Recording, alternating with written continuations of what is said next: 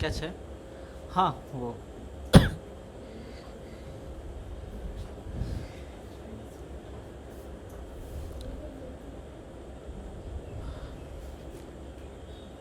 चलो बात करते हैं।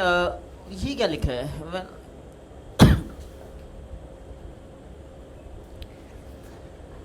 रिफ्रैक्शन ऑफ लाइट शुरू कर रहे हैं, ठीक है। यहाँ पे लिखा हो गया है सबसे ऊपर, जब लाइट एक होमोजीनियस मीडियम में चलती है तो फिर वो स्ट्रेट लाइन पाथ फॉलो करती है, मतलब कि थोड़ी भी बेंडिंग वुंडिंग नहीं होती।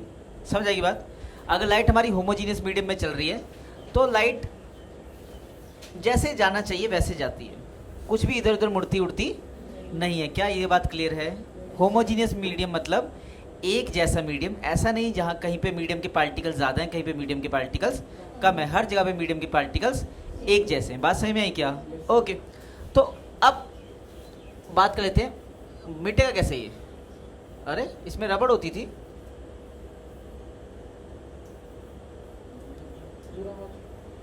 आज की रबड़ क्यों नहीं चल रही है? अब चलेगी।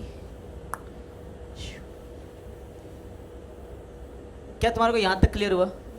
अब तुम्हारे को बता रहा हूं, जब लाइट ऑप्टिकली रेयर मीडियम से ऑप्टिकली डेंसर मीडियम में जाती है तो वो बेंड होती है टुवर्ड्स नॉर्मल, और जब डेंसर मीडियम से रेयर मीडियम में जाए तो बेंड होती है अवे फ्रॉम नॉर्मल। इतना तुम्हारे को बता दे रहा हूं, ठीक है। ये देखो,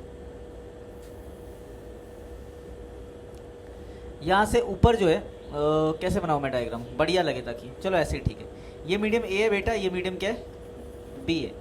ये तुम्हारा रेयर मीडियम है और ये तुम्हारा डेंसर मीडियम है। पर पहले तो तुम्हारे को रेयर मीडियम और डेंसर मीडियम की हवा तो लगे कि होता क्या रेयर मीडियम डेंसर मीडियम। तो यहाँ पे लिखा मैंने RARER, रेयर मीडियम, ठीक है। मीडियम दो तरह के होंगे, या तो रेयर होगा या तो क्या होगा, डेंसर। अब rare medium is like Doon डना Doon Doon Doon Doon,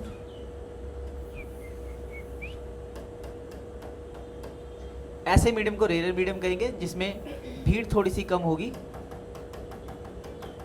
और ऐसे मीडियम को क्या बोलेंगे, डेंसर मीडियम, जहां पे भीड़ थोड़ी सी ज़्यादा होगी, मीडियम के पार्टिकल्स ज़्यादा होंगे। क्या ये बात क्लियर है? ओके, तो यहाँ से हम बात करते हैं। तो ये रेयर मीडियम और ये डेंसर मीडियम, तो राइट कभी कभी रेयर से डेंसर में जाती है, कभी कभी डेंसर से रेयर में जाती है। जाएगी कि नहीं जाएगी? जब लाइट हवा से आएगी और पानी में जाएगी तो रेयर से डेंसर में गई कि नहीं गई? ठीक है। जब लाइट पानी से आएगी और कांच में जाएगी तो क्या लाइट रेयर से डेंसर गई कि नहीं गई? पानी ज़्यादा डेंसर होगा कि कांच ज़्यादा डेंसर होगा? कांच ज़्यादा डेंसर होगा। समझ आएगी बात? एक रीज़न तो सीधा सीधा ये भी है। क्या रीज़न है कि जो सॉलिड होते हैं वो वो ज़्यादा डेंसर होता है, और लिक्विड उससे थोड़े से कम डेंसर होते हैं, और गैसेस और भी ज़्यादा कम डेंसर होते हैं। समझ आएगी बात? ओके, तो सीधा सीधा बताया गया, लाइट रेयर से कहाँ पे जा रही है? ये मीडियम ए हो गया, एक मीडियम क्या हो गया, बी हो गया, ठीक। और ये मीडियम बी क्या है? डेंसर है। और मीडियम ए क्या है? रेयर है। और ये मेरी प्यारी लाइट है। आना आ यहाँ से रही है, इसको जाना यहाँ पे चाहिए। ओहो ओहो, इसको जाना यहाँ पे चाहिए, पर क्या ये यहाँ पे जाएगी? नहीं, यहाँ पे नहीं जाएगी। जहाँ पे भी लाइट मीडियम के इंटरफेस पे आएगी, ये हमारा नॉर्मल है। ये हमारा क्या आया? नॉर्मल। क्या यहाँ तक क्लियर है? अब लाइट रेयर से डेंसर जब जाती है तो ये बेंड करती है टुवर्ड्स नॉर्मल, नॉर्मल की तरफ थोड़ा सा ही क्या हो जाती है, झुक जाती है। बात समझ में आई क्या? तो लाइट ये थोड़ा सा झुक गई। किधर झुक गई? नॉर्मल की तरफ। इसे क्या बोलेंगे? Incident ray. क्या बोलेंगे? IR लिख दूं तो चलेगा? इसे बोलेंगे रिफ्रैक्टेड रे। क्या लिखेंगे? समझ आएगी बात? इसे बोलेंगे एंगल ऑफ इंसिडेंस, इसे बोलेंगे एंगल ऑफ, ये ऐसे करके एंगल ऑफ इंसिडेंस, और इसे बोलेंगे एंगल ऑफ रिफ्रैक्शन। समझ आई बात? डन? ओके। और जब लाइट रेयर से डेंसर मीडियम में जाती है तो ये जो एंगल ऑफ रिफ्रैक्शन होता है एंगल ऑफ इंसिडेंस से कम होता है। एंगल ऑफ इंसिडेंस से कम होता है। आपको ये बात क्या रखनी है, याद रखनी है। इस केस में जो एंगल R है it is less than angle I, less than angle I। Sir less than क्यों? क्या तुम मेरी बात समझ सकते हो? अगर लाइट यहाँ से सीधी आ जाती, सीधी, तो ये एंगल और ये वाला एंगल वर्टिकली अपोजिट एंगल बन जाते। क्या बन जाते? ये वाला एंगल और ये वाला एंगल पूरा का पूरा एंगल आई, और ये वाला पूरा एंगल, ये क्या बन जाते? अगर ये एंगल आई है तो ये भी एंगल क्या होता? तो ये तो एंगल आई है, ये एंगल आई इतना ही बड़ा है ना, एंगल आई कितना बड़ा है, और ये एंगल ऑफ रिफ्रैक्शन एंगल आई से क्या है? छोटा है, हाँ है ना। अगर ये 30 डिग्री है तो ये कितना है? 30 डिग्री, हाँ है ना। और ये एंगल ऑफ रिफ्रैक्शन उससे क्या है? कम है। बात सही में है क्या? हाफ मत बोलो, कम बोलो। क्या बोलो? कम बोलो। डन। अब इसी का उल्टा लेके चलते हैं। तो आपको एक बात याद आई, एक बात पता लगी, जब एंगल लाइट रेयर से डेंसर मीडियम में जाती है, ये नॉर्मल की तरफ बेंड होती है, नॉर्मल की तरफ झुक जाती है थोड़ा सा, और इस केस में जो एंगल ऑफ रिफ्रैक्शन बनता है वो एंगल ऑफ इंसिडेंस से छोटा बनता है। क्या यहाँ तक बात क्लियर है? डन। अभी इसी का ऑपोजिट केस, दूसरा केस ले लेते हैं।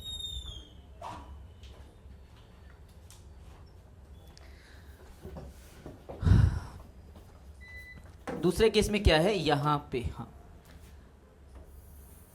अगर लाइट डेंसर से, ये मान लो मीडियम ए है, और मीडियम ए कैसा है? डेंसर मीडियम है, और मीडियम बी कौन सा है? रेयर मीडियम है। अगर लाइट डेंसर से रेयर जा रही है, मान लो ये लाइट आई, इसको जाना यहाँ चाहिए था भाई, बट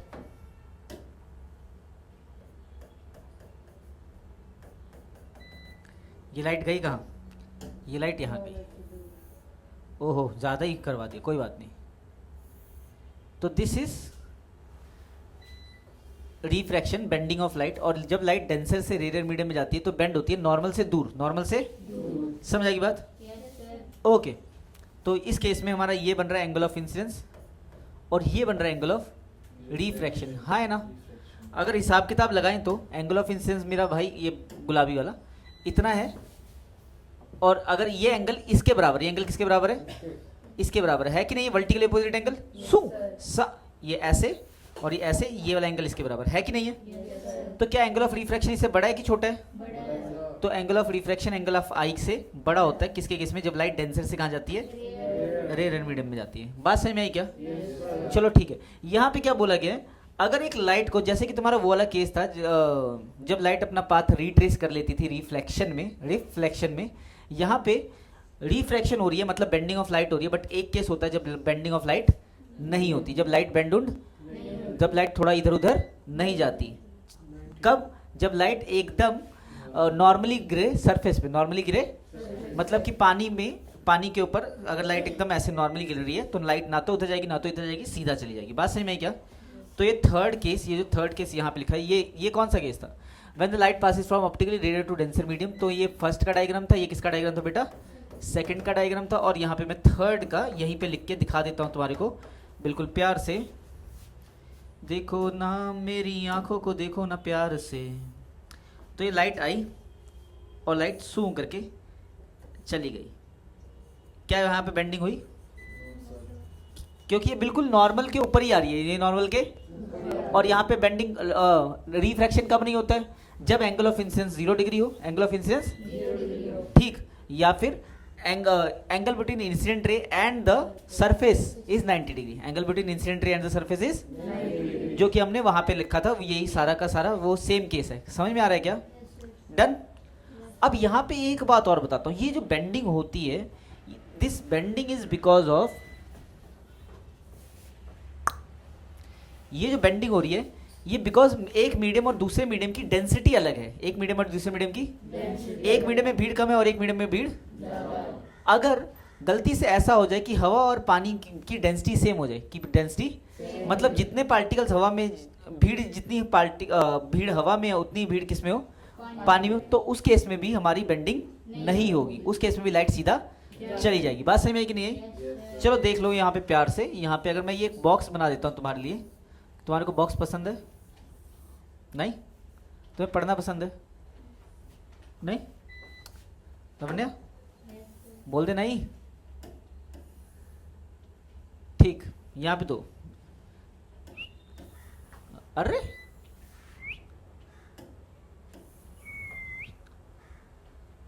ठीक, यहाँ पे देखो क्या ये जो बॉक्सेस हैं, ये इनकी स्पेस तो बराबर ही है, जितना स्पेस इसमें है उतना इसमें उतना इसमें है। नीचे वाले की स्पेस भी क्या है, बराबर है, कोई दिक्कत की बात नहीं है। यहाँ पे मैं तुम्हारे को एक बात बताता हूँ, प्यार से बताता हूँ। मान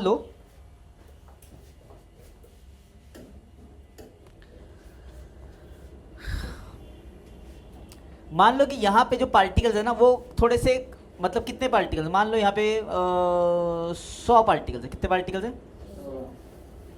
मान लो यहाँ पे 150 पार्टिकल्स है, मान लो यहाँ पे 100 पार्टिकल्स है, मान लो यहाँ पे 120 पार्टिकल्स है, मान लो यहाँ पे 100 पार्टिकल है, और मान लो यहाँ पे 110 पार्टिकल। 100 भी करवाना है, चलो 100 तो 100, 100 तो 100, 100 का केस कैसे कर लेंगे, ऐसे कर लेते हैं। मेरी बात को समझते रहना। मान लो दोनों ही मीडियम में पार्टिकल क्या है, बराबर है। दोनों ही मीडियम में पार्टिकल क्या है, बराबर है। क्या आपको इतना समझ में आ रहा है? तो अगर अब लाइट यहाँ से आएगी अच्छा पहले तो यहाँ से देखना शुरू कर देते हैं। आ जाओ क्लास में, आओ बैठो। अगर लाइट इधर आ रही है, इधर से बिल्कुल सीधा चली जाएगी, कोई दिक्कत की बात नहीं होगी, ठीक है। अब लाइट अगर इधर से आ रही है, ओके, ये नॉर्मल बना रहा हूँ फिर से। लाइट आई, लाइट क्या हुई, आई। इसको जाना यहाँ चाहिए था, बट ये अच्छा डेंसर मीडियम है ना, ऊपर वाला रेयर है, नीचे वाला क्या है, ये थोड़ा सा बेंड करेगी। थोड़ा सा क्या करेगी, इसे थोड़ा सा बेंड क्यों किया, क्योंकि इनमें जो डिफरेंस है वो बहुत ही थोड़ा सा है। मतलब जितना ट्रैफिक उतना है उसमें उतना ही ट्रैफिक, लगभग उतना ही ट्रैफिक, ज़्यादा ट्रैफिक। अगर ट्रैफिक का डिफरेंस ज़्यादा होगा तो बेंडिंग भी, अगर ट्रैफिक का डिफरेंस कम होगा तो बेंडिंग कम होगी। अगर ट्रैफिक का डिफरेंस नहीं होगा तो बेंडिंग, क्या घुस रहा है? तो इस हिसाब से लाइट यहाँ से आई, और अगर इसको जाना यहाँ चाहिए था, इसमें बेंडिंग थोड़ी सी ज़्यादा होगी, इसमें बेंडिंग थोड़ी सी पिछली बारी से। बात समझ में आई क्या? और इस केस में बेंडिंग सबसे क्या होगी,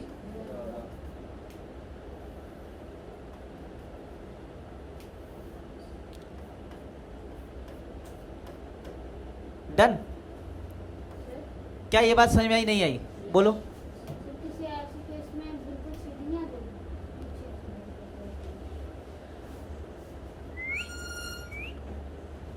आ सकती है, वो डिपेंड करता है कि हमारी डेंसिटी कितनी चेंज है। जितना ज़्यादा फर्क आएगा उतनी ज़्यादा बेंडिंग होगी। बात सही में आई क्या? ओके। अब हमसे पूछा, चलो ये तुम्हारे को समझाया मैंने, क्या क्लियर है? चलो ठीक है, अगर तुम्हारे को ये क्लियर है तो बहुत अच्छी बात है भाई। इसको मैंने थोड़ा यहाँ पे किया, इसको मैंने थोड़ा यहाँ पे किया।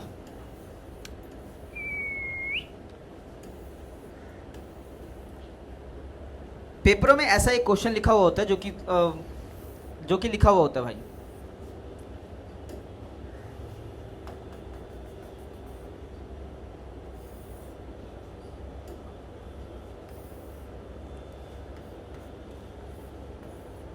साठ डिग्री। कितना डिग्री?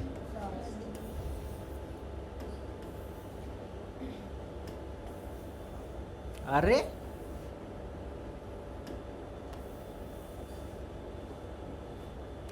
बस 3 ही कर दो, चलो 4 कर दो। जुम्बा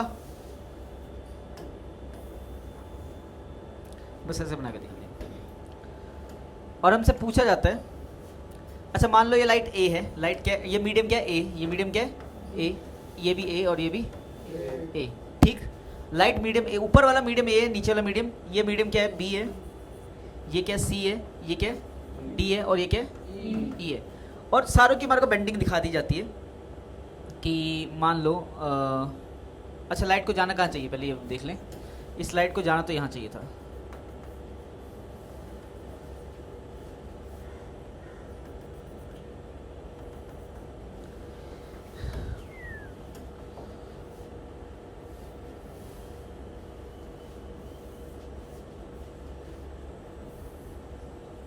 बस 3 केस ले लो, बस कितने केस ले लो, 3 है, ये ले लोगे तो ऐसा ही, ठीक है। तो क्या तुम्हारे को देख के लग रहा है कि ये एंगल दिया होता है, अक्सर ये एंगल दिया होता है,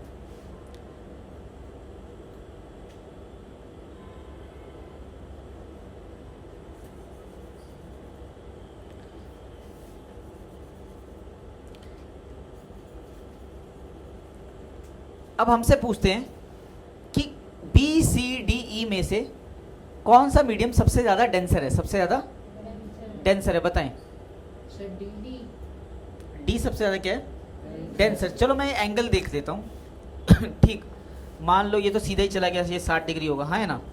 मान लो ये थोड़ा सा इधर झुक गया तो मान लो ये 30 डिग्री हो गया, मान लो ये 40 डिग्री हो गया, मान लो ये थोड़ा सा 45 डिग्री हो गया, हाँ है ना। अब हमसे पूछा गया कौन सा मीडियम सबसे ज़्यादा डेंसर है, कौन सा सबसे ज़्यादा डेंसर है, बी। अच्छा वो डी वाला, सॉरी कौन सा, क्योंकि डी मीडियम में सबसे ज़्यादा बेंडिंग, सबसे ज़्यादा बेंडिंग हुई है, हाँ है ना। तो आपको ये याद रखना है, जो मीडियम सबसे ज़्यादा डेंसर होगा उस मीडियम में बेंडिंग सबसे ज़्यादा होगी, समझे यही बात।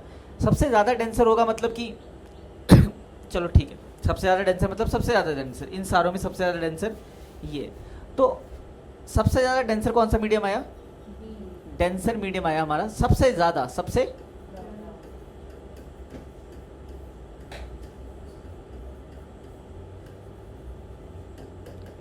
डी, समझ आएगी बात। और जो सबसे ज़्यादा डेंसर मीडियम था उसके अंदर जो एंगल ऑफ रिफ्रैक्शन है सबसे कम हुआ, सबसे क्या हुआ, कम हुआ। एंगल ऑफ रिफ्रैक्शन क्या हुआ, सबसे कम।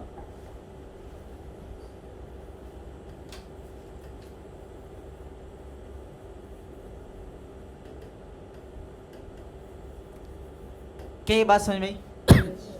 ठीक। अब ये लाइट कहां से कहां तक जा रही थी, लाइट रेयर से डेंसर में जा रही थी, रेयर से, देखो यहाँ देखो, ए से बी में गई लाइट, पास में मुड़ गई ना नॉर्मल की तरफ, मतलब बी जो है डेंसर मीडियम है, ए से, और सी भी ए से डेंसर है, डी भी ए से डेंसर है, ई भी ए से डेंसर है, समझ आई बात। लेकिन कुल मिला के सबसे ज़्यादा डेंसर डी है, सबसे ज़्यादा डेंसर। और जब लाइट रेयर से डेंसर मीडियम में जाएगी तो बेंड होगी टुवर्ड्स नॉर्मल। और अगर ऐसे ऐसे तुम्हारे को 3-4 मीडियम दे दिए गए तो जिस मीडियम में सबसे ज़्यादा बेंडिंग होगी वो मीडियम सबसे ज़्यादा डेंसर होगा, और उस मीडियम में एंगल ऑफ रिफ्रैक्शन सबसे ज़्यादा कम होगा। अभी इसी केस को अगर हम कर लें तो अलग ही हिसाब किताब हो जाता है। कर लें मतलब इसी केस को अगर हम उल्टा कर लें, उल्टा कर लें मतलब, चलो दिखाता हूँ।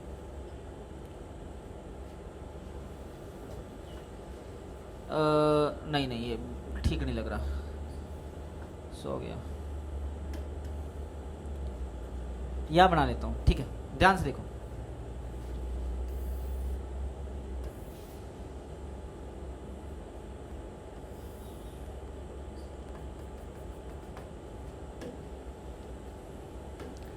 समझने वाली बात है बेटा, समझ लेना।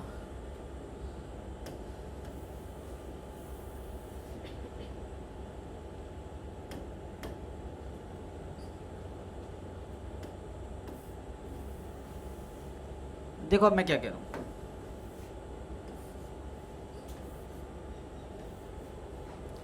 एंगल ऑफ इंसिडेंस कितना डिग्री है, मान लो 45 डिग्री है, यहां पे भी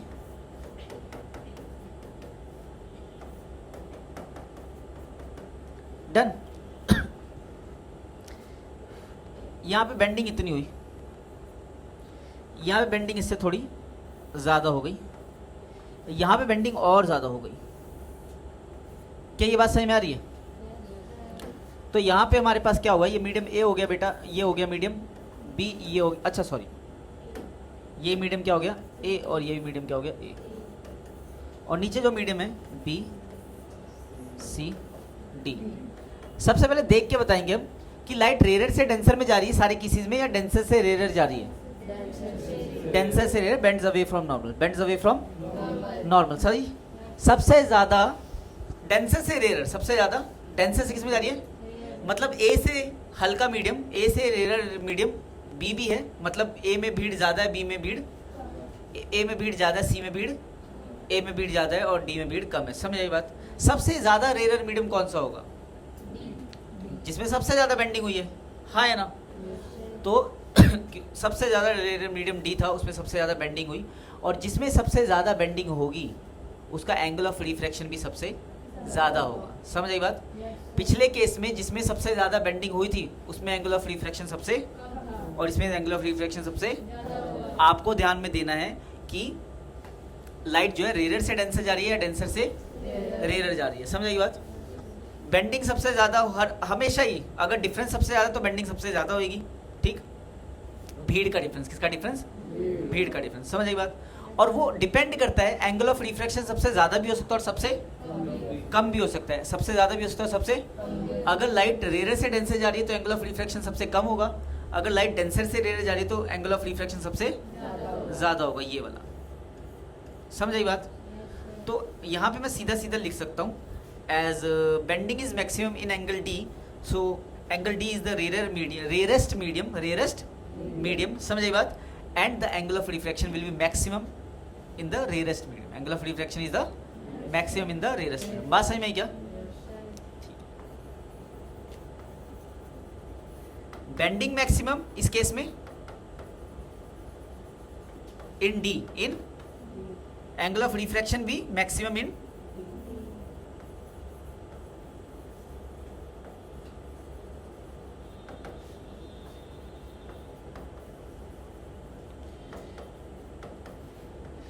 इससे रिगार्डिंग जैसे प्रीवियस ईयर क्वेश्चंस पूछे गए हैं वो सारे मैं आपको करवा दूंगा जब हम करेंगे, ठीक है।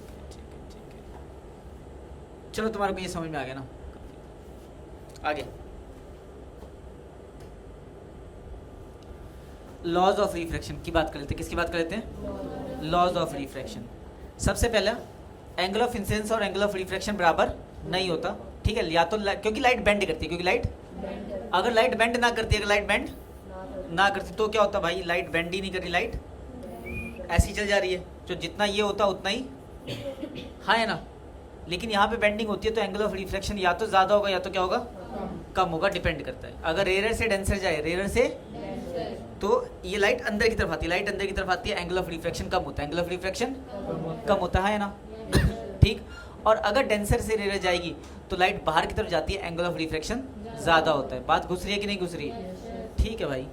तो अब यहाँ पे लॉज ऑफ रिफ्रैक्शन आ गए। पहला लॉ ऑफ रिफ्रैक्शन क्या है, the incident ray, reflected ray and normal all line in the same plane, all line in the तीनों के तीनों सेम प्लेन पे होंगे। दूसरा क्या होता है, the ratio of the sine of the angle of incidence to the sine of angle of refraction is constant. मतलब देखो पहले तो डायग्राम बना लूँ,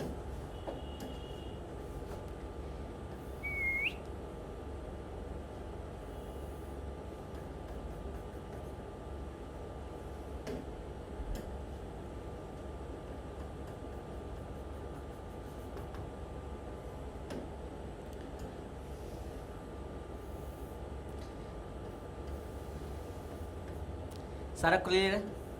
angle of incidence, angle of refraction, ये मीडियम ए होगा और ये नीचे वाला मीडियम, हवा से मान लो लाइट पानी में जा रही होगी, या फिर हवा से कांच में भी जा सकती है, या फिर पानी से कांच में जा रही होगी, बट क्योंकि लाइट अंदर की तरफ बेंड हो रही है, मतलब रेयर से डेंसर में जा रही होगी, रेयर से मतलब एयर से या तो लिक्विड में या तो सॉलिड में जा रही होगी, हाँ है ना, लिक्विड में से या तो सॉलिड में जा रही होगी।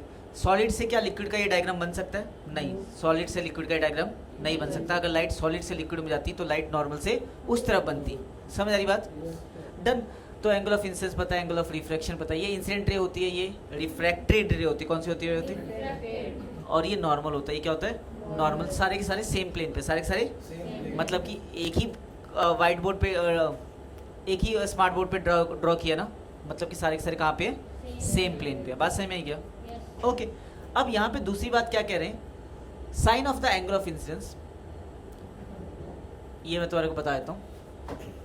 ये साइन आई बटा साइन आर,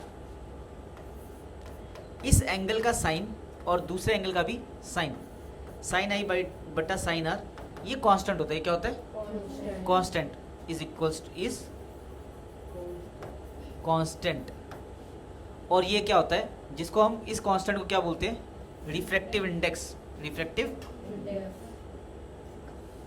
इसको डिनोट करते हैं, इस सिंबल को म्यू बोलते हैं, क्या बोलते हैं, म्यू, एम यू, म्यू बोल दो। और इसको, और ये होता क्या है, रिफ्रैक्टिव इंडेक्स।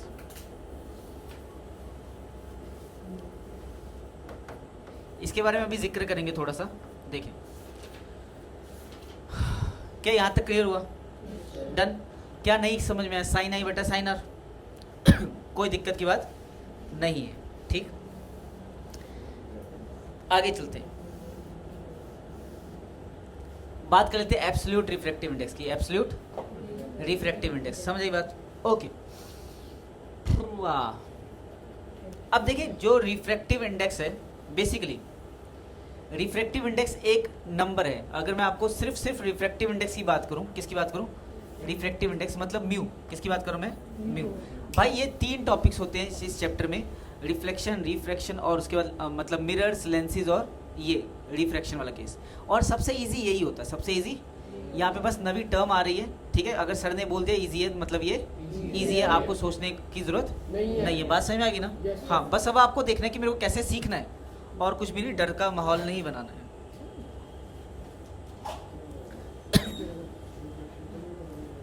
रिफ्रैक्टिव इंडेक्स, सबसे पहले एब्सोल्यूट रिफ्रैक्टिव इंडेक्स की बात कर लेंगे।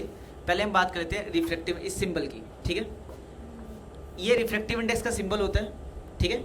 It is just a number. ये क्या है? क्या इसकी कोई यूनिट होती है? नो यूनिट, इसकी यूनिट नहीं होती। क्या ये बात क्लियर है? ये क्या बताता है number? Optical density of a medium. Optical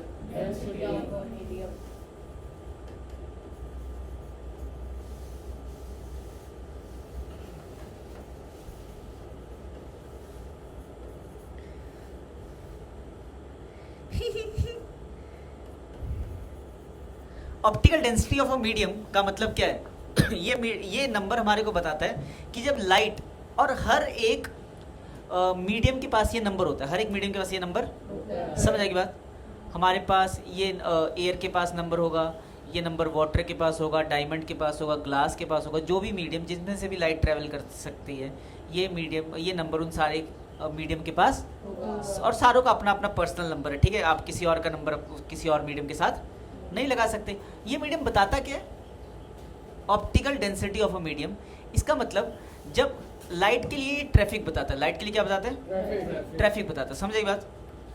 कि लाइट को कहाँ पे ज़्यादा ट्रैफिक मिलेगा। जैसे कि फॉर एग्जांपल अगर मैं बताऊं म्यू, ये बात कर लेता हूं मैं किसकी? वाटर की। और किसकी बात कर लेता हूं? एयर की बात, चलो एयर का भी 1 मान लेते हैं। वैक्यूम की बात कर लेते हैं, इसके बारे में बाद में बता दूंगा। ये 1 होता है, ये 4/3 होता है, ये उसके बाद ग्लास आ गया, ये 3/2 होता है, और ये क्या आ गया? डायमंड आ गया। ये तो याद करना ही पड़ेगा तुम्हारे को। 2.4, हाँ 2. ठीक, 2.42 है बेटा। 4.3 का मतलब क्या? 1.33। इसका मतलब क्या? 1.5। समझ आई बात? अब बताओ सबसे ज़्यादा बड़ा नंबर किसका है? रिफ्रैक्टिव इंडेक्स सबसे ज़्यादा किसका है? डायमंड का। मतलब कि जब लाइट डायमंड में जाएगी तो सबसे ज़्यादा उसे क्या मिलेगी? ट्रैफिक। सबसे ज़्यादा लाइट को ट्रैफिक कहाँ मिलेगा?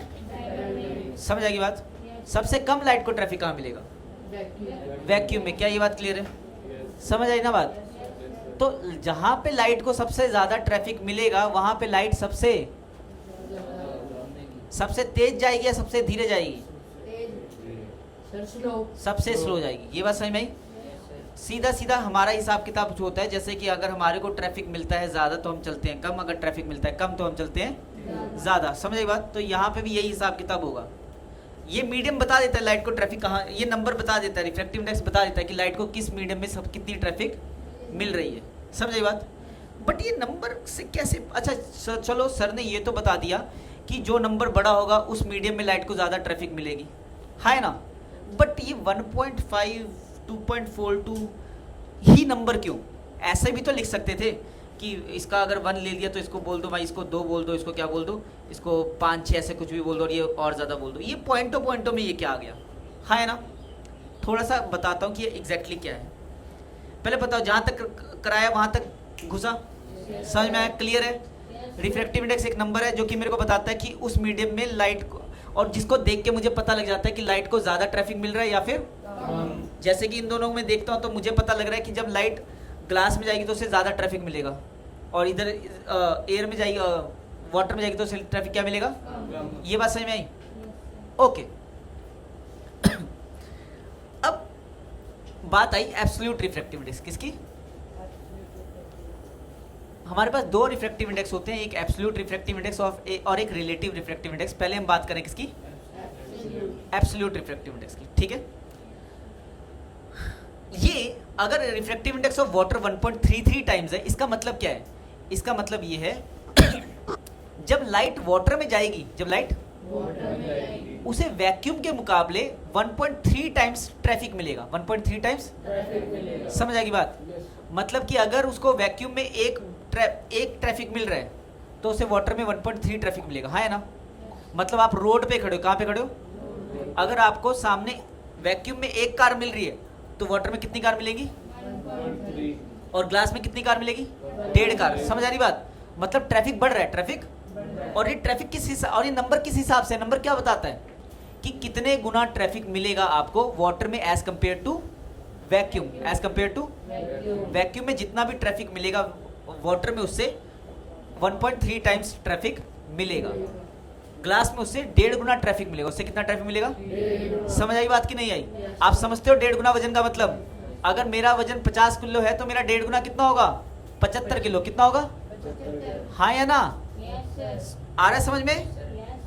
ठीक। तो अगर मेरे को ट्रैफिक 1 मिल रहा है तो दूसरे में ट्रैफिक कितना होगा? ग्लास में ट्रैफिक कितना होगा? 1.5 गुना। समझ आई बात? अगर वैक्यूम में ट्रैफिक 1 है तो डायमंड में ट्रैफिक कितना मिलेगा? 2.42 टाइम्स। मतलब it is nearly equals to 2.5 गुना ट्रैफिक हो जाएगा। कितना ट्रैफिक हो जाएगा? हाँ है ना? किसके लिए ट्रैफिक? लाइट के लिए ट्रैफिक। किसके लिए ट्रैफिक? बात समझ आई? ठीक। तो ये नंबर ये बताता है, नंबर ये कि वैक्यूम के मुकाबले कितने गुना ट्रैफिक मिलेगा उसे उस मीडियम में। ठीक। अगर मैं रिफ्रैक्टिव इंडेक्स ऑफ ग्लास 1.5 कह रहा हूँ, इसका मतलब है ग्लास में लाइट को ट्रैफिक 1.5 गुना मिलेगा as compared with vacuum. As compared with vacuum के मुकाबले 1.5 गुना ट्रैफिक मिलेगा। समझ आई बात? Clear? Okay done, good. So अभी हमने ये जो इन सारे मीडियम का जो भीड़ है वो किससे कंपेयर किया? वैक्यूम की भीड़ से। वैक्यूम की समझ आई बात? अगर हम किसी मीडियम का ट्रैफिक वैक्यूम से कंपेयर करते हैं, ठीक है, तो उस मीडियम के पास जो ये नंबर आता है उस नंबर को क्या बोलते हैं? Absolute refractive index. क्या बोलते हैं? समझ आएगी बात? Absolute refractive index of medium का मतलब ही ये है कि हमने उस मीडियम को कंपेयर किससे किया है? वैक्यूम से। कंपेयर किससे किया? समझ आएगी बात? वैक्यूम के मुकाबले 1.5 गुना ट्रैफिक है, वैक्यूम के मुकाबले 1.3 टाइम्स ट्रैफिक है। बात समझ में आई? ओके बच्चे।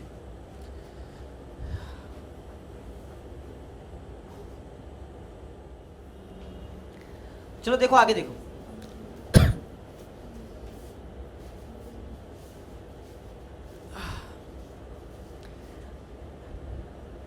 अब यहाँ पे हमारे को तुम्हारे को यहाँ तक जो मैंने समझाया तुम्हारे को समझ में आ गया, ठीक है, डन।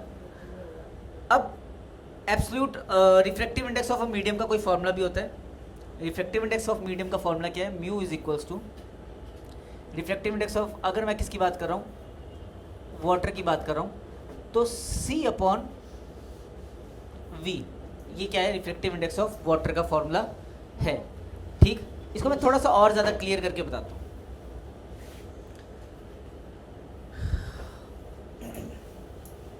देखिए कैसे बताऊँ और ज़्यादा क्लियर करें। रिफ्रैक्टिव इंडेक्स ऑफ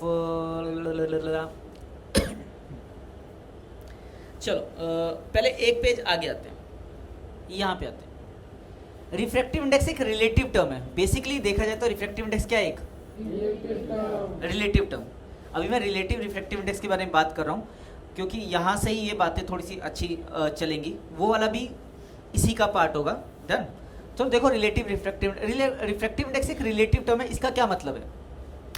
जैसे कि फॉर एग्जांपल मान लो कि मैंने अपनी लाइफ में सिर्फ एक ही बच्चा देखा है, उसके अलावा कोई बच्चा, समझ आएगी बात? मैंने एक ही बच्चे को पढ़ाया, उसके अलावा और किसी को नहीं पढ़ाया। मेरे को पता भी नहीं है दुनिया में और कोई बच्चा है भी कि, तो क्या मैं उस बच्चे को इंटेलिजेंट कह सकता हूँ या उस बच्चे को नालायक कह सकता हूँ? क्या मेरे माइंड में कुछ भी ये माइंड मेरा इंडिकेट करेगा कि ये इंटेलिजेंट है या नालायक है? क्या मेरा माइंड कंपेयर कर पाएगा इसे? मेरा माइंड बोल ही नहीं सकता कि वो इंटेलिजेंट है या, जब तक मैं दुनिया में किसी और बच्चे को ना देख लूँ। अगर वो बच्चा उससे ज़्यादा परफॉर्म करेगा अच्छा, तो मैं कहूँगा हाँ ये उससे इंटेलिजेंट है, ये उससे, अगर उससे कम परफॉर्म करेगा तो हाँ ये उससे क्या है, नालायक है। लेकिन अगर मैंने देखा ही नहीं तो मैं बता नहीं सकता कि कौन ज़्यादा इंटेलिजेंट है कौन ज़्यादा नालायक है। बात समझ में आ रही कि नहीं आ रही? समझ में आया कि नहीं आया? अगर मैंने पूरी दुनिया में एक ही बच्चे को देखा है, ठीक है, और मतलब और कुछ और मैंने किसी को भी नहीं देखा, मतलब मान लो मैंने एक ही चीज़ देखी है बस दुनिया में, क्या देखी है, और उसी को उठाया और किसी को, तो क्या मैं बता सकता हूँ वो हल्की है या भारी है? जब तक मैं कम से कम दो चीज़ों को ना उठाऊं तब तक मैं बता नहीं सकता कि पहली वाली चीज़ हल्की थी या भारी थी, हाँ है ना? तो वेट भी जो होता है एक रिलेटिव टर्म होती है, क्या होती है, कौन सी चीज़ हल्की है कौन सी चीज़ भारी है, ये आप तभी बता पाओगे जब आपने एक से ज़्यादा चीज़ों को ट्राई करा उठा के, हाँ है ना? जब तक आपने ट्राई नहीं किया तब तक आप बता नहीं सकते कौन ज़्यादा हल्का कौन ज़्यादा, क्या दिमाग में बात घुस रही है? ओके। वैसे ही जब तक आपने ज़्यादा बच्चों को नहीं देखा हो तब तक आप ये नहीं बता सकते कि कौन ज़्यादा इंटेलिजेंट और कौन ज़्यादा नालायक है, हाँ है ना?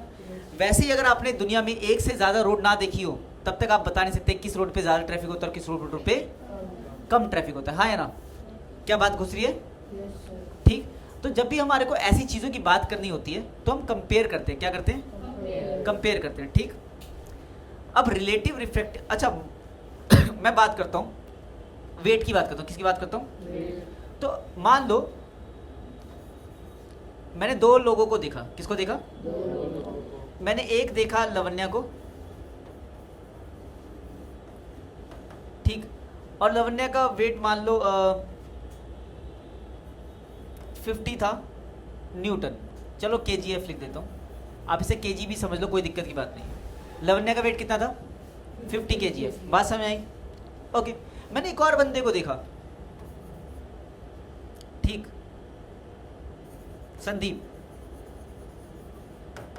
इसका वेट मान लो कितना था? 75 KGF, बात समझ में आई क्या? अब मैंने पूरी दुनिया में इन दो लोगों को ही देखा बस, ठीक। तो अब मैं क्या कहूँगा जब मैं कंपेयर करने जाता हूँ इन दोनों को, तो अगर मैं वेट ऑफ संदीप लिखता हूँ अपॉन वेट ऑफ लवन्या लिखता हूँ, तो डिवाइड करके 75/50 3/2 1.5 आता है, कितना आता है? 1.5। अब ये 1.5 नंबर क्या है? ये 1.5 नंबर ये बता रहा है कि जो संदीप है लवन्या से 1.5 गुना भारी है। कितना भारी है? 1.5 गुना। कितना भारी है? 1.5 गुना। अगर मैं इसको आगे जाके लिख दूं तो ऐसे ही हो जाएगा ना, वेट किसका? संदीप का is equals to 1.5 times of weight किसका? क्या ये बात सही में? इस वेट, इसको क्या बोलेंगे? 1.5 को इंडेक्स की बात नहीं, अभी तो वजन की बात हो रही है, ठीक है। मेरी बात सुनो, हमने दो बंदों के वेट को कंपेयर किया, दो बंदों के वेट को, और कंपेयर करके एक नंबर आया है, ये 1.5, और आपको पता है नंबर क्या है? क्या ये नंबर संदीप का वेट है? क्या नंबर संदीप का वेट है? नो। क्या नंबर लवन्या का वेट है? ये नंबर ये बता रहा है कि संदीप जो है लवन्या से कितने गुना भारी है, कितने गुना, समझ आएगी बात? तो इस वेट, इस नंबर को मैं बोल सकता हूँ relative weight of Sandeep as compared with Lavanya, as compared with, ठीक है, relative weight of Sandeep as compared with Lavanya.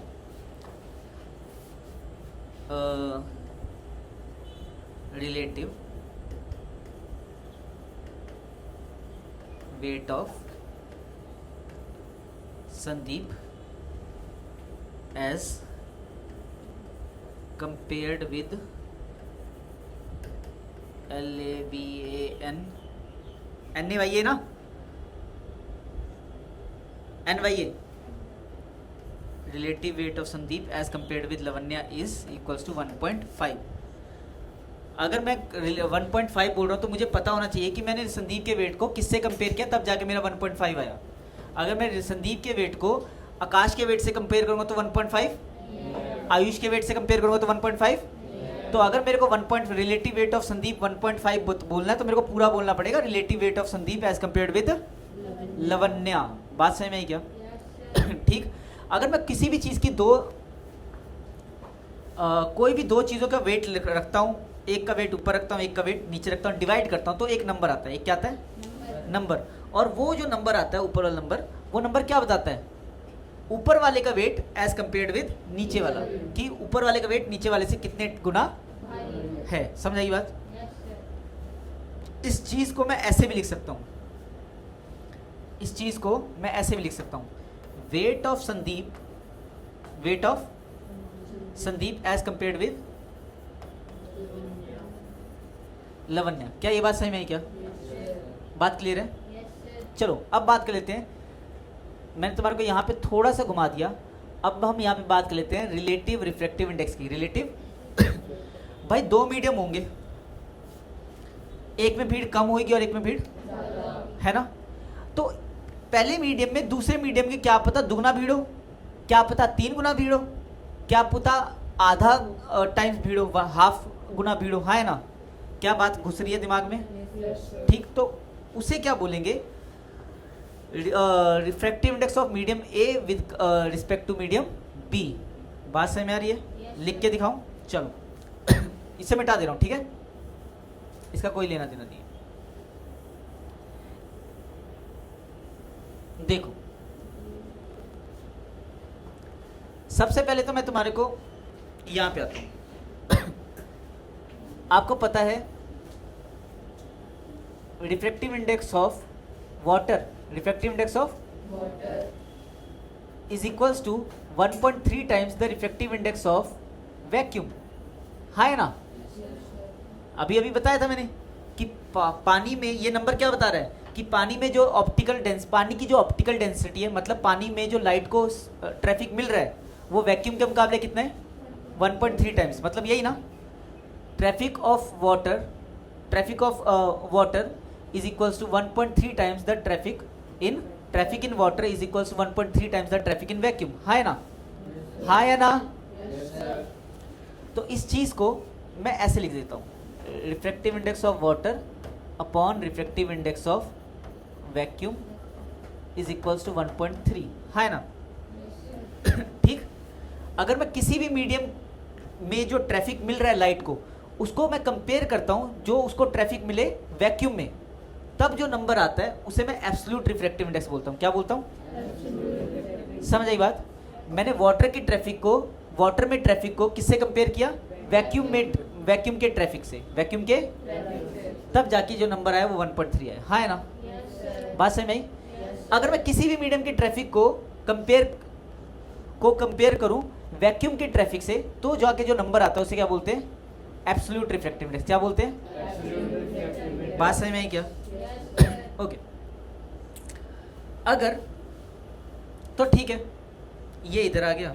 अगर मैं और इसे मैं ऐसे भी लिखता हूँ, refractive index of water with as compared with vacuum. समझ आई बात? या तो इसे तुम नॉर्मली ये भी लिख सकते हो, refractive index of water is equal to 1.3। अगर आप सिर्फ वैक्यूम से ही कंपेयर कर रहे हो ना, तो आपको ऊपर वाला लिखने की लोड भी नहीं है। बात सही में है क्या?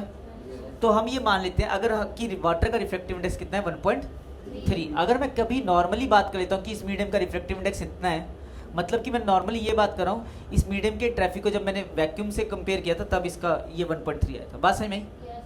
तो फॉर एग्जाम्पल अभी हम बस यही बोल देंगे कि वाटर का ट्रैफिक इंडेक्स रिफ्रैक्टिव इंडेक्स कितना है? 1.3। क्या यहाँ तक ठीक? आगे देखो, अब मैं वाटर के ट्रैफिक को कंपेयर करता हूँ ग्लास के ट्रैफिक से। किससे? तो refractive index of water is 4/3 या 1.3 लिख लो, 4/3 कर लो, और refractive index of glass is 3/2, 3/2 है ना। तो यहाँ से डिवाइड करके मेरा नंबर आ रहा है 4/3 इंटू 2/3, मतलब 8/9। कितना आ रहा है? ये 8/9 क्या है? ये है refractive index of water as compared with glass, मतलब इसे ऐसे क्या, refractive index of water as compared with glass is equals to 8/9। ठीक, और इसका मतलब क्या होता है? ये जो मैंने लिखा है ये है क्या? ये है रिलेटिव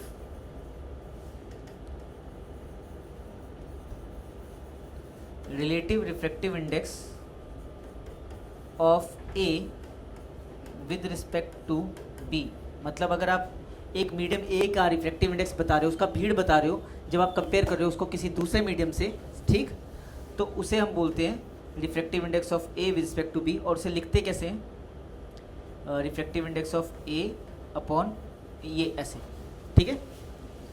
इसका मतलब क्या है, आपने ए के रिफ्रैक्टिव इंडेक्स की बात कर रहे हो जब आपने कंपेयर किया किससे, और इसको लिखते कैसे हैं, refractive index of A upon refractive index of, भाई तभी तो पता लगेगा कि ए में कितने गुना भीड़ है, ए में कितने गुना, किससे, बी से, किससे, बी से। क्या ये बात क्लियर है? ढंग से देख लो मैं अभी ओके दोबारा अच्छे से बताने की कोशिश करता हूँ क्लियर? चलो देखो अच्छे से क्या बताना है, आई होप क्लियर हो रहा होगा। किसी को डाउट आ रहा है ना? पक्का नो? ऐसे कैसे नो आ रहा है? जैसे क्या डाउट आ रहा है? रिफ्रैक्टिव और एब्सोल्यूट में डिफरेंस क्या है? एब्सोल्यूट में भाई अभी देखो, पहले एक बात मेरी ध्यान से सुन लो। अभी अपने क्लास में हम ये करेंगे कि वैक्यूम का रिफ्रैक्टिव इंडेक्स भी 1 है और एयर का रिफ्रैक्टिव इंडेक्स भी क्या मान के चलेंगे, नियरली इक्वल्स टू 1। जब तक एयर का कोई रिफ्रैक्टिव इंडेक्स नहीं दिया जाएगा तब तक एयर का रिफ्रैक्टिव इंडेक्स क्या है, 1। समझ आई बात? ओके ठीक। तो अब मैं वैक्यूम की जगह पे बार बार क्या बोलूंगा, एयर। बात सही में, बात सही में, डन ओके। अब मेरी बात सुन बेटा, तेरा जो डाउट था वो मैं यहाँ पे क्लियर करवा देता हूँ। थोड़ा सा इतनी जगह ले लेता हूँ, है ना, ये काफ़ी जगह। भाई कोई भी दो मीडियम बोलेंगे हम, और एक तीसरा मीडियम एयर होगा। तीसरा मीडियम क्या होगा, ये मैंने एयर की बात करी, और मैंने ये बात कर ली किसकी, वाटर की, और मैंने बात कर ली किसकी, ग्लास की, ठीक है। जब मैं वाटर में जो लाइट को ट्रैफिक मिल रहा है, वाटर में जो लाइट को उसको कंपेयर कर रहा हूँ एयर में जो लाइट को ट्रैफिक मिल रहा था उससे, एयर में जो लाइट को ट्रैफिक मिल रहा था, मतलब रिफ्रैक्टिव इंडेक्स ऑफ वाटर को मैं वाटर के ट्रैफिक को कंपेयर कर रहा हूँ एयर के ट्रैफिक से। तो दिस इज जो ये जो आया ना मेरा, इसको क्या बोलेंगे, absolute refractive index of water. Absolute refractive index of water. जब मैं वाटर के ट्रैफिक को कंपेयर कर रहा हूँ किससे, एयर के, एयर को छोड़ के और किसी भी मीडियम से कंपेयर करूंगा ना तो रिलेटिव रिफ्रैक्टिव इंडेक्स आएगा। एयर इतना खास क्यों है, क्योंकि हर जगह पे एयर ही एयर है, हर जगह पे एयर ही एयर है। बात समझ में आई? इसीलिए हमने एयर के ट्रैफिक को अलग, एक एयर से जब कंपैरिजन करेंगे किसी की भी चीज़ का, किसी मीडियम का हम कंपैरिजन करना चाहें तो सबसे पहले कौन आएगा सामने उठा पे, एयर। कि भाई पहले मेरे से तो कंपेयर कर लो, क्योंकि हर जगह कौन फैला हुआ है, समझे बात? लाइट सबसे पहले किस में आएगी, एयर में, उसके बाद पानी में जाए, ग्लास में जाए, डायमंड में जाए, कहीं पे भी जाए, है ना। तो इसीलिए जब मैं ट्रैफिक को किसी भी मीडियम में जो ट्रैफिक मिल रहा है उसको जब मैं एयर के ट्रैफिक से कंपेयर करता हूँ तो जो नंबर आएगा इसे एब्सोल्यूट रिफ्रैक्टिव इंडेक्स बोलेंगे। समझ बात? अगर मैं वाटर की ट्रैफिक को किसी और मीडियम के ट्रैफिक से कंपेयर करूंगा तो उसे relative refractive index of water कहेंगे। जब मैंने यहाँ पे वाटर के ट्रैफिक को किससे कंपेयर किया, एयर से तो नहीं किया ना। जब मैं एयर से कंपेयर करूंगा तो ये जो नंबर आएगा इसे एब्सोल्यूट रिफ्रैक्टिव इंडेक्स कहेंगे। समझ बात? और ये एब्सोल्यूट रिफ्रैक्टिव इंडेक्स आपने याद कर रखना है। क्या रखना है?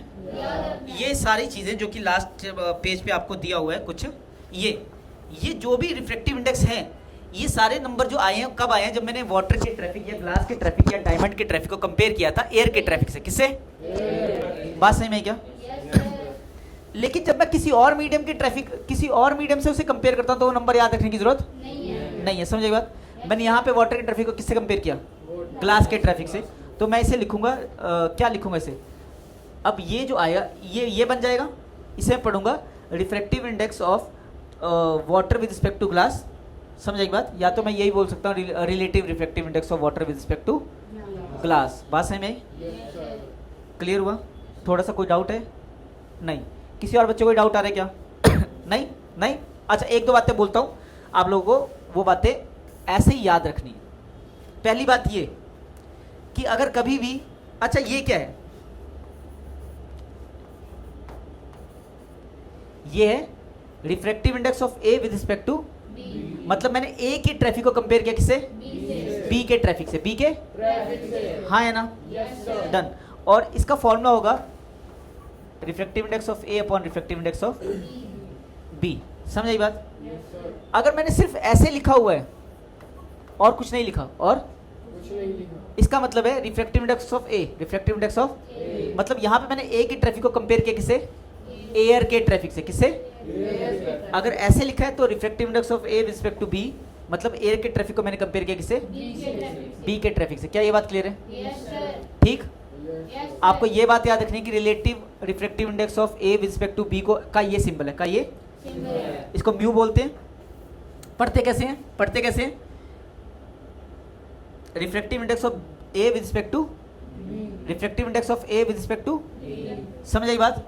या तो relative refractive index of A with respect to B भी बोल दो, कोई दिक्कत की बात नहीं है। और ये जो है refractive index of A with respect to B, इसका फॉर्मूला क्या होगा, म्यू ए बटा म्यू बी। समझ आई बात?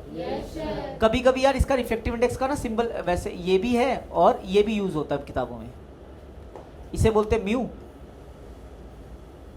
और इसे बोलते हैं ईटा। स्पेलिंग ये ग्रीक सिंबल्स हैं, समझ आई बात? पर ज़्यादातर आपको म्यू ही दिखेगा। बात समझ में है क्या? चलो कोई बात नहीं, कोई बात नहीं, अभी अभी अभी आपका वो सारा कुछ क्लियर हो जाएगा। चलो मैंने ये बताया तुम्हारे को, ठीक। अब एक बात और बता रहा हूँ तुम्हारे को मैं, ये कॉमन सेंस की बात है। अगर भाई weight of happy is equals to, weight of happy है 50 किलो और वेट ऑफ पप्पी है 25 किलो, ठीक। हैप्पी का वेट 50 किलो है और पप्पी का वेट कितना है, 25 किलो, ठीक। अगर मैं हैप्पी के वेट को पप्पी के वेट से डिवाइड करता हूँ तो मेरा आता है 2, क्या 2 किलो आएगा, नंबर है बस, ठीक है। और ये नंबर बता रहा है कि हैप्पी का वेट पप्पी के वेट से, समझ आई बात? इस नंबर को मैं क्या बोलता हूँ, relative weight of happy with respect to puppy. क्या ये बात क्लियर है? ओके, तो अब मैं ये क्यों बोल रहा था, यहाँ पे मैं क्या बताना चाहता था तुम्हारे को, क्या तुम्हारे को ये कंसेप्ट क्लियर हुआ क्या? Okay good. अब यहाँ पे अगर आपको मैं एक बात बताऊँ कि ये जो ट्रैफिक मिलता है लाइट को, वो किन किन चीज़ों के ऊपर डिपेंड करता है, किन किन चीज़ों के ऊपर? डिपेंड करता है। अच्छा, ये nature of refractive index, nature of सबसे अच्छा फैक्ट रिफ्रैक्टिव इंडेक्स किस पर डिपेंड करता है? सबसे पहले मीडियम के ऊपर, किसके ऊपर? अगर मीडियम में ट्रैफिक ज़्यादा होगा तो उसको अगर मीडियम डेंसर मीडियम होगा तो उसको ट्रैफिक ज़्यादा मिलेगा, रिफ्रैक्टिव इंडेक्स का नंबर क्या होगा, बड़ा होगा, हाँ है ना। सबसे पहले मीडियम पे तो डिपेंड करेगा, अगर मीडियम रेयर मीडियम है तो रिफ्रैक्टिव इंडेक्स का नंबर कम होगा, हाँ है ना। अगर रिफ्रैक्टिव इंडेक्स का मीडियम, अगर किसी मीडियम का रिफ्रैक्टिव इंडेक्स 10 है, इसका मतलब उस मीडियम में जो लाइट को ट्रैफिक मिल रहा है वो वैक्यूम से कितने गुना मिल रहा है, 10 गुना मिल रहा है। क्या ये बात समझ में आ रही है, हाँ है ना। अगर मैंने किसी मीडियम का रिफ्रैक्टिव इंडेक्स 50 लिख दिया, मतलब इस मीडियम में जो लाइट को ट्रैफिक मिल रहा है वो एयर के मुकाबले कितना मिल रहा है, 50 गुना। बात समझ में आई? ओके। और ये जो ट्रैफिक, जो ये रिफ्रैक्टिव इंडेक्स है, ये वेवलेंथ ऑफ द लाइट के ऊपर भी डिपेंड करता है, किसके ऊपर? वेवलेंथ ऑफ द लाइट, ठीक। वेवलेंथ ऑफ द लाइट का मतलब अभी के लिए ये सोच लो, अलग अलग रंगों की लाइट, अलग अलग रंगों की लाइट को एक मीडियम जो ट्रैफिक देता है वो अलग अलग देता है, सेम ट्रैफिक नहीं देता। बात समझ में आ रही कि नहीं आ रही? अगर लाल रंग आएगा उसको ट्रैफिक कम मिलेगा, हरा रंग आएगा उसको ट्रैफिक ज़्यादा मिलेगा, येलो रंग को ट्रैफिक उसके हिसाब से मिलेगा, हाँ है ना। क्लियर? ऐसा क्यों सर? अरे मैं बता रहा हूँ ना, खड़ा हूँ यहाँ पे अभी, ठीक। अगर मैं एक रोड की बात करूँ, रोड में ट्रैफिक बहुत ज़्यादा है, उसके वहाँ पे पीछे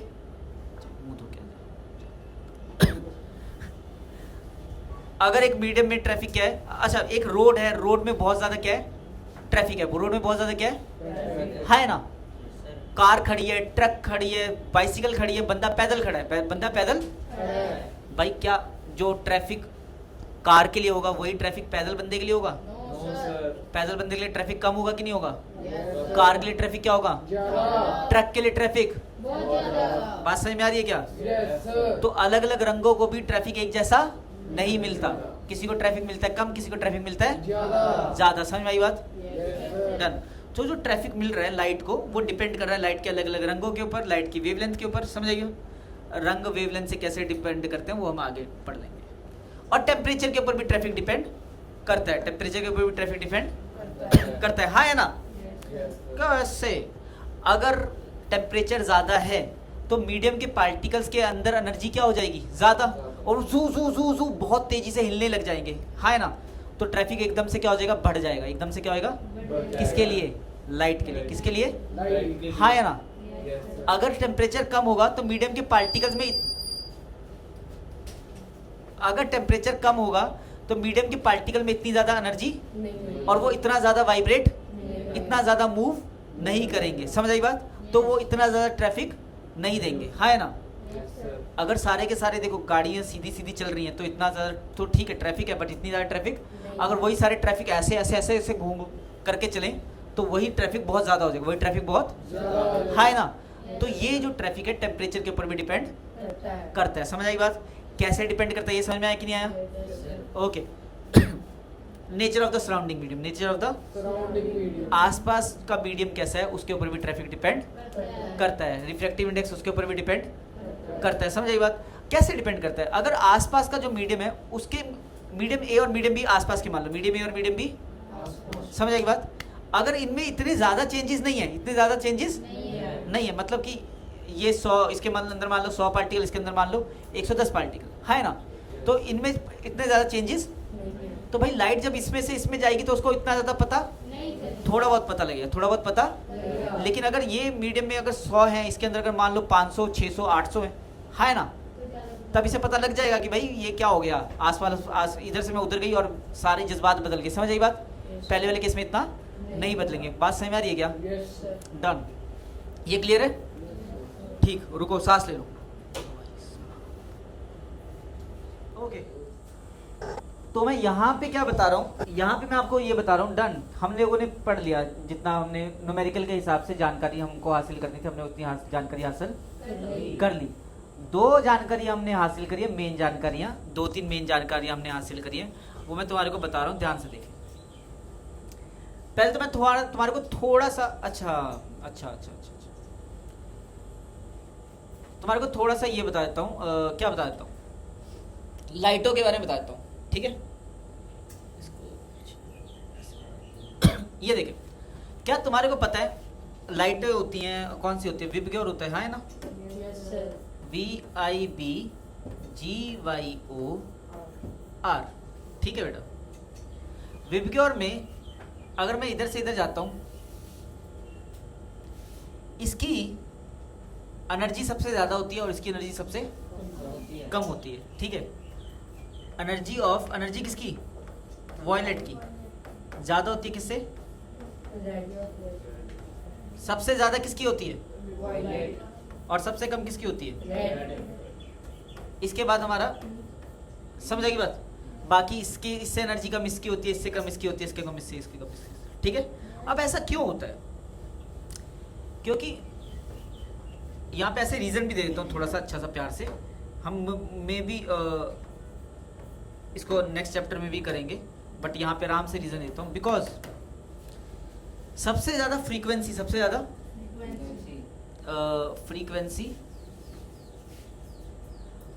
वॉयलेट की, VOILET, सबसे ज्यादा फ्रीक्वेंसी होती है वॉयलेट की, और सबसे कम फ्रीक्वेंसी किसकी होती है, रेड की। और जो फ्रीक्वेंसी होती है वो एनर्जी डिपेंड किसके ऊपर करती है, energy of a wave, energy, light is a wave, light is a particle, जिसको जब भी जैसा बिहेव करना होता है वो वैसा बिहेव करेगा। तो जो एक वेव की जो एनर्जी होती है वो डिपेंड करती है उसकी फ्रीक्वेंसी पे, डिपेंड करती है उसकी, अगर एक वेव ऐसे ऐसे कर रही है, जू जू जू जू जू जू जू जू जू, डेफिनेटली इसके पास ज्यादा एनर्जी है, डेफिनेटली इसके पास, अगर एक वेव ऐसे ऐसे ऐसे ऐसे ऐसे कर रही है, इसके पास क्या एनर्जी है, कम एनर्जी है, समझेगी बात। तो एक वेव की एनर्जी डिपेंड करती है उसकी फ्रीक्वेंसी पे, किसके ऊपर, फ्रीक्वेंसी, नंबर ऑफ ऑसिलेशंस पर सेकंड, या नंबर ऑफ वाइब्रेशंस पर सेकंड, ठीक है, या नंबर ऑफ थप्पड़ पर सेकंड, एनीथिंग, किसी भी चीज की फ्रीक्वेंसी होती है ना। तो वॉयलेट की फ्रीक्वेंसी सबसे ज्यादा है, और इसीलिए वॉयलेट की एनर्जी सबसे ज्यादा है। क्या ये बात क्लियर है, ओके। दूसरा, चलो ये तो तुम्हारे को एनर्जी और फ्रीक्वेंसी का थोड़ा सा बता दिया। अब बात कर लेता हूं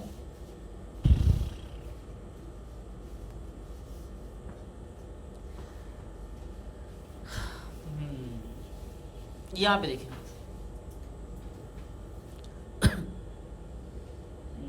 अब क्या बताऊं तुम्हारे को मैं, रिफ्रैक्टिव इंडेक्स के बारे में थोड़ी बातें एक दो चीज़ें और बता देता हूँ। ये देखिए इंपॉर्टेंट बातें, यही न्यूमेरिकल में काम आएंगी, ठीक, और कोई काम आए ना। ये लाइट आ रही है, टेढ़ी आ रही थी, सीधी आ जाएगी। ये लाइट गई, ये मीडियम 1 था, ये मीडियम क्या था, ये एंगल ऑफ इंसिडेंस था, ये एंगल ऑफ क्या था, डन। तुम्हें पता है कि बेंडिंग डिपेंड करती है ट्रैफिक के ऊपर, बेंडिंग डिपेंड करती है, है ना, okay.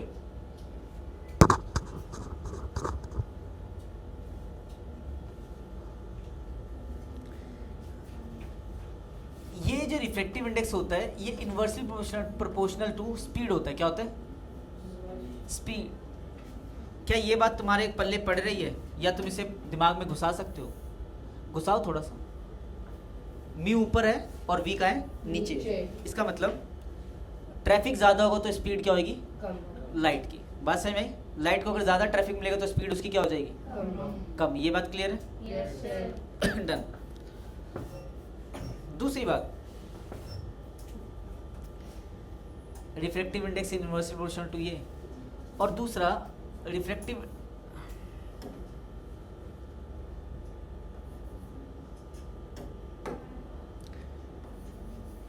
Index is inversely proportional to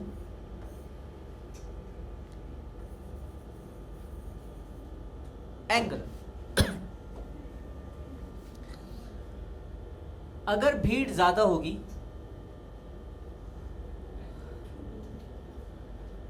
तो एंगल क्या बनेगा, एंगल ऑफ ये बनेगा कम बनेगा। क्या बनेगा, कम बनेगा। बात समझ में आई? एक मिनट रुक जाओ, इसको मैं थोड़ा सा दोबारा से अच्छे से बताने की कोशिश करता हूँ कि इसको कैसे समझा सकता हूँ।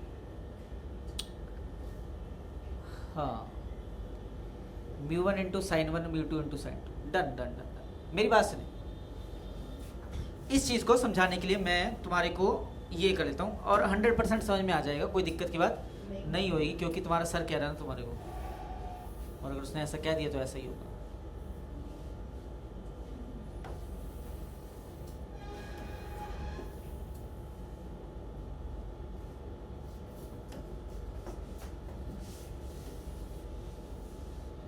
कुछ गड़बड़ हो गया क्या? हाँ अब ठीक है।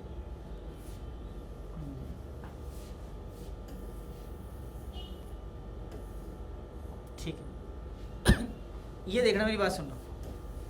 एक नॉर्मल सा केस लगा के दिखाता हूँ तुम्हारे को। लाइट रेयर से डेंसर जा रही है, लाइट रेयर से डेंसर, तो बेंड कहाँ होगी, टुवर्ड्स नॉर्मल या अवे फ्रॉम नॉर्मल? ये बात समझ में आई क्या? यही चीज बनेगी। ये एंगल ऑफ इंसिडेंस हो गया और ये एंगल ऑफ क्या हो गया, ये मीडियम कौन सा है, ये मीडियम कौन सा है, इस ये मीडियम ए मान लो, क्या मान लो, और इसका नाम क्या मान लो,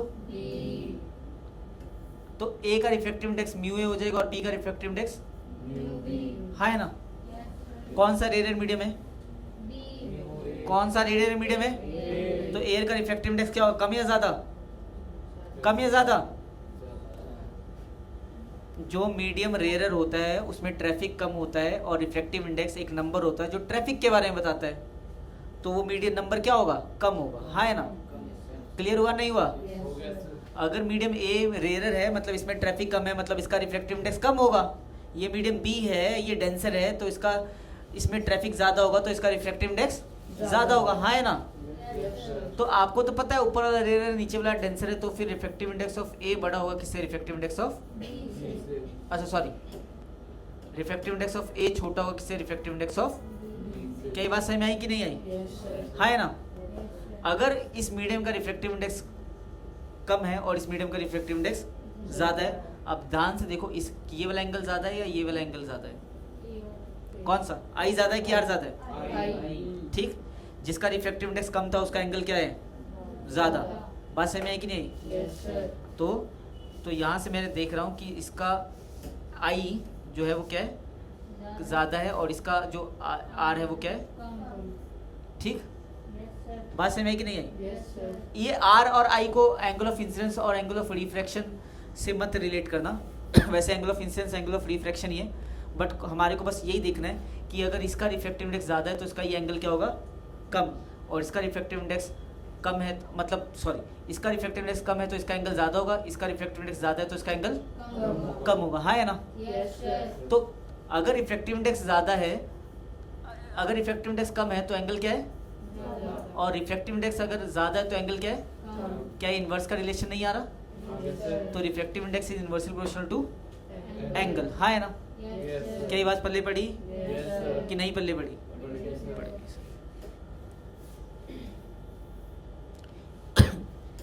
ये दो बातें न्यूमेरिकल करने के लिए बस यही बातें ज़रूरी हैं, जो मैं अभी यहाँ पे लिखूंगा वही बातें न्यूमेरिकल करने के लिए ज़रूरी होंगी, और कोई बात न्यूमेरिकल करने के लिए ज़रूरी नहीं होगी, ठीक। आगे बातें देखो, ये दो बातें ही होगी। तीसरी बात क्या है, आपको पता है जिसकी ज़्यादा वेवलेंथ होगी उसकी एनर्जी क्या होगी, कम। वेवलेंथ के बारे में बताया था मैंने, नहीं बताया था। अच्छा बात सुनो, थोड़ा सा और देखो, ये दो चीज़ें होगी, इसको मैं मिटा रहा हूँ, इसको मैं मिटा रहा हूँ। क्या ये बात क्लियर हुई क्या, ठीक।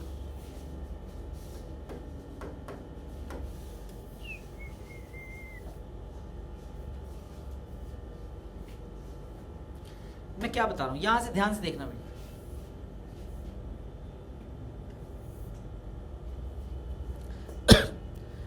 मॉनसून आता है कि नहीं आता है, आता है, और उससे यहाँ पे क्या मिलते हैं, यहाँ पे साउथ वेस्ट मानसून कहते हैं, हम क्या कहते हैं, साउथ वेस्ट मानसून। यहाँ पे पेड़, यहाँ पे पहाड़ होते हैं, क्या होते हैं, ये वेस्टर्न घाट से, क्या है, यहीं से हमारा, ये इंडिया हमारा है ना, यहीं से अंदर आएंगी मानसून की लहरें, यहीं से आएंगी कि नहीं आएंगी।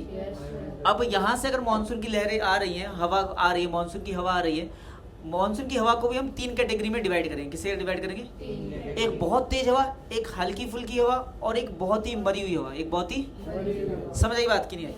अगर मैं बात कर रहा हूँ बहुत तेज हवा की, बहुत, वो इधर आएगी और आके इस पहाड़ को तोड़ने की कोशिश करेगी, और सीधा सीधा टूट इधर उधर चली जाएगी, सीधा सीधा उधर चली जाएगी, हाँ है ना। उसका मतलब है मैं पहाड़ को तोड़ के ही अंदर जाऊंगी, हाँ है ना, वो और कुछ भी नहीं देखेगी, ठीक। तो जो हमारे यहाँ पे कुछ घाट बने हैं, मतलब कि कुछ खाली स्पेस आ गई, पहाड़ों के बीच में कुछ कुछ खाली स्पेस आ गई, वो किसने बनाई है, इन्हीं तेज हवाओं ने, इन्हीं तेज, समझ आई बात, आई और वैसे चली गई। एक और हवा है जो थोड़ी सी कमजोर है, जो थोड़ी सी, वो हवा आएगी और वो आके वो थोड़ा ऐसे को चली जाएगी, ऐसे को, समझ आई बात, वो ज़्यादा डेविएट नहीं करेगी। अगर खाली स्पेस से अंदर गई, अगर खाली स्पेस से अंदर गई तब तो वो अंदर आ जाएगी। किसकी कॉल थी,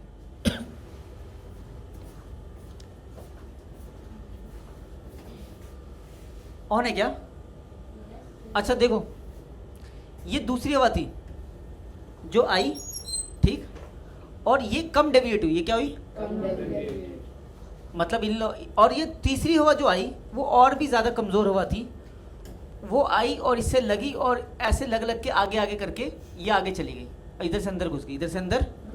बात समझ में आई कि नहीं आई, तुम्हारे को ये समझ में आता है कि नहीं आता। एक सांड है, ठीक है, जो पागल है एकदम, उसको यहाँ से जाना है तो उसको ये दीवार मिल जाएगा तो ये मार मार के तोड़ तोड़ के इसी के अंदर जाने की कोशिश करेगा, हाँ है ना, और वो और खून खून हो जाएगा, यहीं से वापस चला जाएगा, हाँ है ना। दूसरा है एक जो आएगा इसको तोड़ने की कोशिश करेगा, नहीं आएगा तो थोड़ा उधर से चला जाएगा। तीसरा जो है, अगर एक प्यारी सी बैल है ना, तो वो कहेगी ठीक है यहाँ से नहीं हुआ, यहाँ से नहीं हुआ, यहाँ, वो आगे रास्ता ढूंढेगी, इसी से टच होकर रास्ता ढूंढेगी और अंदर चली जाएगी, हाँ है ना। यहाँ से तुम्हारे को क्या पता लग रहा है, यहाँ से तुम्हारे को बस ये पता लग रहा है जिसके अंदर एनर्जी ज़्यादा होती है वो डेविएट ज़्यादा करता है, वो डेविएट, जिसके पास एनर्जी कम होती है वो डेविएट कम करता है, हाँ है ना, डन। और जिसके पास ज़्यादा एनर्जी होती है वो पिटाई भी ज़्यादा खाता है, क्योंकि वो ज़्यादा ही मचला हुआ होता है, ठीक है। आगे देखो, ये मैं एनर्जी की ये बातें यहाँ पे मैं क्यों लेकर आ गया, क्योंकि एनर्जी जो है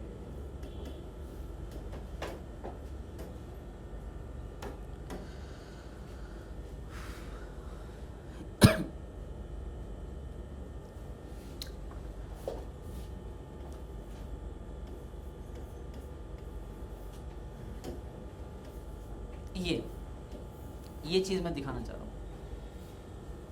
जिस वेव की ज्यादा वेवलेंथ होती है उसकी एनर्जी क्या होती है, कम होती है। उसकी एनर्जी क्या होती है, कम होती है। और उसकी अगर एनर्जी कम है तो वो उसको ट्रैफिक भी क्या मिलता है, कम मिलता है। इतनी सी सिंपल सी बात है, मैं बता रहा हूँ तुम्हारे को। एनर्जी ऑफ वेव, ये तुम्हारे को सिलेबस में नहीं है। ये एनर्जी ऑफ वेव का फॉर्मूला है जो कि डिपेंड करता है किसके ऊपर, फ्रीक्वेंसी पे। फ्रीक्वेंसी ज़्यादा तो एनर्जी, ये फ्रीक्वेंसी का सिंबल है। किसका सिंबल है, अगर तुम गुस्सा करो तो फिर मैं ऐसे दिखा देता हूँ, E is equals to H F. E is equals to, अगर फ्रीक्वेंसी ज़्यादा तो एनर्जी ज़्यादा, दोनों ऊपर ही है ना भाई, ठीक। अगर इस फ्रीक्वेंसी को मैं दोबारा से करके लिखूं तो इस फ्रीक्वेंसी का एक सिंबल होता है, ये बन जाएगा, ठीक है। अगर वेवलेंथ ज़्यादा तो एनर्जी कम, ये भी इन्वर्स का रिलेशन आ गया। ये भी किसका रिलेशन आ गया, इन्वर्स का रिलेशन। समझ आई बात। मतलब जो वेव, यहाँ पे मैं क्या कहना चाहता हूँ, बस 2 बातें सुन लो मेरी, 2 बातें बस, ठीक है। दिमाग में घुसाने की कोशिश करो भाई इसे। एक तो ये वेव है, एक तो ये वेव है। इस वेव की वेवलेंथ यहाँ से यहाँ तक आ रही है, ये ज़्यादा वेवलेंथ है, क्या है? और ये वेवलेंथ क्या है, कम है ना। वेवलेंथ पता है ना कहाँ से कहाँ तक होता है। तो ये नहीं, मतलब ये सिम डेफिनेशन तो ये होता है ना बेटा, क्रेस्ट से क्रेस्ट या क्रेस्ट से या ट्रफ से ट्रफ, ये वेवलेंथ है ना। तो इस केस में वेवलेंथ हमारी क्या है, कम है। और इस केस में वेवलेंथ क्या है, अगर वेवलेंथ ज़्यादा है तो इस केस में एनर्जी क्या है, कम। और इस केस में एनर्जी क्या है, ज़्यादा, है ना। तुमको पता है कि इसकी एनर्जी ज़्यादा है, इसकी एनर्जी क्या है, तो एनर्जी का तो तुमको पता ही है। तो वेवलेंथ का देखो ना, इसकी वेवलेंथ ज़्यादा है और इसकी वेवलेंथ क्या है, जिसकी एनर्जी कम ज़्यादा है उसकी वेवलेंथ कम है, और जिसकी एनर्जी कम है उसकी वेवलेंथ ज़्यादा है ना। तो यहाँ से मेरे को एक बात पता लग रहा है कि एनर्जी और वेवलेंथ का उल्टा रिलेशन है। कैसा रिलेशन है, एनर्जी ज़्यादा तो वेवलेंथ कम, और वेवलेंथ ज़्यादा तो एनर्जी कम, है ना। क्या पल्ले पड़ा बस इतनी सी बात पल्ले पढ़ानी है, और ज़्यादा कुछ पल्ले। और इस चैप्टर को और इस चीज़ को यहाँ पे सीखना भी नहीं है। बस मैं तुमको ये बताना चाहता हूँ कि तुम इतना याद रख लो कि अगर एनर्जी ज़्यादा है तो वेवलेंथ क्या होगी, कम। और अगर वेवलेंथ कम है तो एनर्जी क्या होगी, बात समझ में। और अगर एनर्जी ज़्यादा होगी तो वो डेविएट क्या करेगा, ज़्यादा। एनर्जी ज़्यादा होगी तो डेविएट क्या करेगा, ये आया था ना, ये टक करके मार के उधर चला गया। एनर्जी ज़्यादा तो डेविएशन ज़्यादा होगी, है ना। मतलब उसे ट्रैफिक ज़्यादा मिलेगा, उसे ट्रैफिक। और अगर एनर्जी कम होगी तो उसे ट्रैफिक कम मिलेगा। समझ आई बात, है ना। अब देखो, अगर वेवलेंथ ज़्यादा होगी, अगर वेवलेंथ तो एनर्जी क्या होगी, कम, ठीक। और उसे ट्रैफिक भी क्या मिलेगा, कम। बात समझ में आई क्या, कि नहीं घुसी घुसा कि नहीं घुसा, थोड़ा सा दोबारा से देख लो, ठीक है, कोई दिक्कत की बात नहीं है। बस ये वाला हटा यार, थोड़ा सा यहाँ पे ला। क्या तूने ये देखा, एनर्जी ज़्यादा है, एनर्जी ज़्यादा है तो उसको ट्रैफिक क्या मिलेगा, ज़्यादा या कम, है ना, क्योंकि वो डेविएट ज़्यादा हो, क्योंकि वो डेविएट, एनर्जी ज़्यादा तो ट्रैफिक भी ज़्यादा मिलेगा, ठीक है। और अगर एनर्जी ज़्यादा तो वेवलेंथ क्या होगी, कम, क्योंकि फॉर्मूला होता है E is equals to H C by lambda. ये ऊपर तो ये क्या होता है, ये ज़्यादा तो ये क्या होता है, क्या ये समझी कि नहीं समझी। एनर्जी ज़्यादा तो ट्रैफिक ज़्यादा, है ना। और एनर्जी ज़्यादा तो वेवलेंथ कम, है ना। तो यहाँ से बस इन दोनों का रिलेशन देखना है। Mu is inversely proportional to lambda. ये 3 बातें आपको याद रखनी, 3 बातें आपको, इन 3 बातों में है क्या। पहली बात ऊपर, पहली बात ट्रैफिक ज़्यादा तो स्पीड कम, ट्रैफिक ज़्यादा तो स्पीड कम, समझ आई बात। दूसरी बात, अगर एक मीडियम का रिफ्रैक्टिव इंडेक्स ज़्यादा तो स्पीड कम। दूसरा, अगर किसी मीडियम का रिफ्रैक्टिव इंडेक्स ज़्यादा है तो उस मीडियम में लाइट का एंगल क्या होगा, कम। जैसे कि यहाँ पे इसका, अगर इसका रिफ्रैक्टिव इंडेक्स ज़्यादा है तो इसका एंगल क्या होगा, कम। अगर इसका रिफ्रैक्टिव इंडेक्स कम है तो ये एंगल क्या होगा, है ना।